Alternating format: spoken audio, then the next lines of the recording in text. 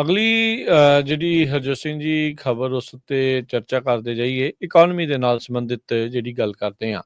US ਦੀ economy ਦੇ ਵਿੱਚ 1,51,000 jobs ਫਰਵਰੀ ਮਹੀਨੇ ਦੇ ਵਿੱਚ ਐਡ ਹੋਈਆਂ ਆ। ਕਹਿੰਦੇ ਵੀ ਇਹ ਜਿਹੜੇ ਆંકੜੇ ਆ ਇਸ time bureau of labour stats ਨੇ ਜਾਰੀ ਕੀਤੇ ਆ। ਅਨਇੰਪਲੋਇਮੈਂਟ ਦੀ ਦਰ 4% ਤੋਂ ਵੱਧ ਕੇ 4.1 ਦੇ ਉੱਤੇ ਇਹ ਪਹੁੰਚ ਗਈ ਆ, ਜਿਸ ਦੇ ਵਿੱਚ ਆਪਾਂ ਨੂੰ ਪਤਾ ਹੈ ਵੀ ਬਹੁਤ ਸਾਰੀਆਂ ਜਿਹੜੀਆਂ ਲੇ-ਆਫਸ ਦਾ ਦੌਰ ਆ ਨਾਲ ਦੇ ਨਾਲ ਚੱਲ ਰਿਹਾ। ਜਨਵਰੀ ਮਹੀਨੇ ਦੇ ਜਿਹੜੇ ਰਿਵਾਈਜ਼ਡ ਗੇਨਸ ਆ ਉਹਨਾਂ ਨੂੰ 1,25,000 ਦੇ ਉੱਤੇ ਰੱਖਿਆ ਗਿਆ ਹੈਗਾ ਆ।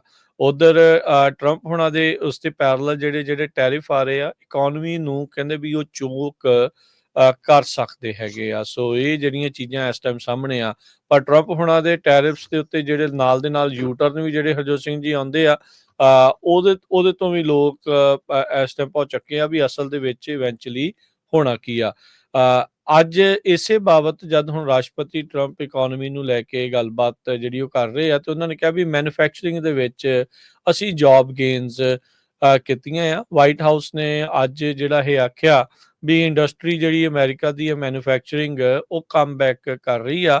ਲੇਬਰ ਡਿਪਾਰਟਮੈਂਟ ਨੇ ਕਿਹਾ ਵੀ 10,000 ਜੌਬਸ ਜਿਹੜੀਆਂ ਫਰਵਰੀ ਦੇ ਵਿੱਚ ਐਡ ਜਿਹੜੀਆਂ ਉਹ ਹੋਈਆਂ ਹੈਗੀਆਂ ਆ। ਸੋ ਕਹਿੰਦੇ ਵੀ ਇਹ ਕੋਈ ਗਵਰਨਮੈਂਟ ਜੌਬਸ ਨਹੀਂ ਜਿਹੜੀਆਂ ਅਸੀਂ ਘੱਟ ਜਿਹੜੀਆਂ ਉਹ ਕੀਤੀਆਂ ਆ, ਇਹ ਪ੍ਰਾਈਵੇਟ ਸੈਕਟਰ ਮੈਨੂਫੈਕਚਰਿੰਗ ਜੌਬਸ ਆ ਜਿਹੜੀਆਂ ਆਪਾਂ ਇਹ ਜੌਬਸ ਗੇਨ ਕੀਤੀਆਂ। ਸੋ 10,000 ਜੌਬਸ ਨੂੰ ਲੈ ਕੇ ਜਿਹੜਾ ਰਾਸ਼ਟਰਪਤੀ ਟਰੰਪ ਆ ਮੈਨੂਫੈਕਚਰਿੰਗ ਜੌਬਸ ਨੂੰ ਕਾਫੀ ਜਿਹੜਾ ਉਹ ਦੱਸ ਰਿਹਾ ਵੀ ਇਸ ਦੇ ਨਾਲ ਪਹਿਲਾਂ ਨਾਲੋਂ ਜਿਹੜਾ ਉਹ ਬਿਹਤਰ ਹੋ ਰਿਹਾ ਹੈਗਾ ਆ। ਸੋ ਕਹਿੰਦੇ ਵੀ ਫਰਵਰੀ ਤੋਂ ਪਹਿਲਾਂ ਇਸ ਇੰਡਸਟਰੀ ਦੇ ਵਿੱਚ 2 ਕੰਜ਼ੈਕਟਿਵ ਮੰਥਸ ਦੇ ਵਿੱਚ ਇਹ ਦੇਖਿਆ ਗਿਆ ਸੀ ਵੀ 15,000 ਜੌਬਸ ਦੀ ਕਟੌਤੀ ਹੋਈ ਸੀ, ਸ਼ਰਿੰਕ ਜਿਹੜੀਆਂ ਉਹ ਹੋਈਆਂ ਸੀਗੀਆਂ। ਸੋ ਉੱਦਾਂ ਫਰਵਰੀ ਦੇ ਇਸ ਟੈਲੀ ਦੇ ਨਾਲ ਉਹ 2 ਮਹੀਨੇ ਦੀਆਂ ਕੱਟੀਆਂ ਹੋਈਆਂ ਜੌਬਸ ਅਜੇ ਪੂਰੀਆਂ ਤਾਂ ਨਹੀਂ ਆਈਆਂ, ਪਰ ਇਹ ਉਮੀਦ ਆ ਵੀ ਆਉਂਦੇ ਮਹੀਨਿਆਂ ਦੇ ਵਿੱਚ ਉਹ ਜਿਹੜਾ ਖਾਪਾ ਆ ਉਹ ਪੂਰਾ ਜਿਹੜਾ ਉਹ ਹੋ ਸਕਦਾ ਹੈਗਾ ਆ। ਸੋ ਲੇਬਰ ਮਾਰਕੀਟ ਦੇ ਵਿੱਚ ਜਿਹੜੀ ਕਹਿੰਦੇ ਵੀ ਸੌਫਟਨੈਸ ਦੇ ਜਿਹੜੇ ਦੇਖ ਰਹੇ ਆਪਾਂ ਲਗਾਤਾਰ ਦੇਖਿਆ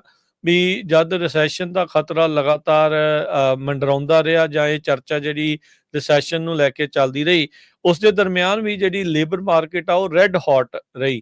ਜਿੱਥੇ ਇੱਕ ਜਾਣੇ ਦੇ ਲਈ 2 ਜੌਬਸ ਅਵੇਲੇਬਲ ਰਹੀਆਂ, ਉੱਥੇ ਹੀ ਜਿਹੜੀ ਲਗਾਤਾਰ ਕੰਟੀਨਿਊਸਲੀ ਜਿਹੜੀਆਂ ਨਵੀਆਂ ਜੌਬਸ ਐਡ ਹੁੰਦੀਆਂ ਰਹੀਆਂ। ਫੈਡ ਸੋਚ ਰਿਹਾ ਸੀਗਾ ਵੀ ਜੌਬ ਮਾਰਕੀਟ ਜਾਂ ਲੇਬਰ ਮਾਰਕੀਟ ਆ ਉਹ ਥੋੜ੍ਹੀ ਜਿਹੀ ਠੰਡੀ ਜਿਹੜੀ ਉਹ ਪਵੇ, ਪਰ ਆ ਜਿਹੜੇ ਫਰਵਰੀ ਦੇ ਆંકੜੇ ਜਾਂ ਜਨਵਰੀ ਦੇ ਆંકੜੇ ਤੋਂ ਇਹ ਇਸ਼ਾਰੇ ਮਿਲ ਰਹੇ ਆ ਵੀ ਇਹ ਲੇਬਰ ਮਾਰਕੀਟ ਥੋੜ੍ਹੀ ਜਿਹੀ ਕੂਲ ਡਾਊਨ ਹੋਣੀ ਸ਼ੁਰੂ ਹੋ ਚੁੱਕੀ ਹੈਗੀ ਆ।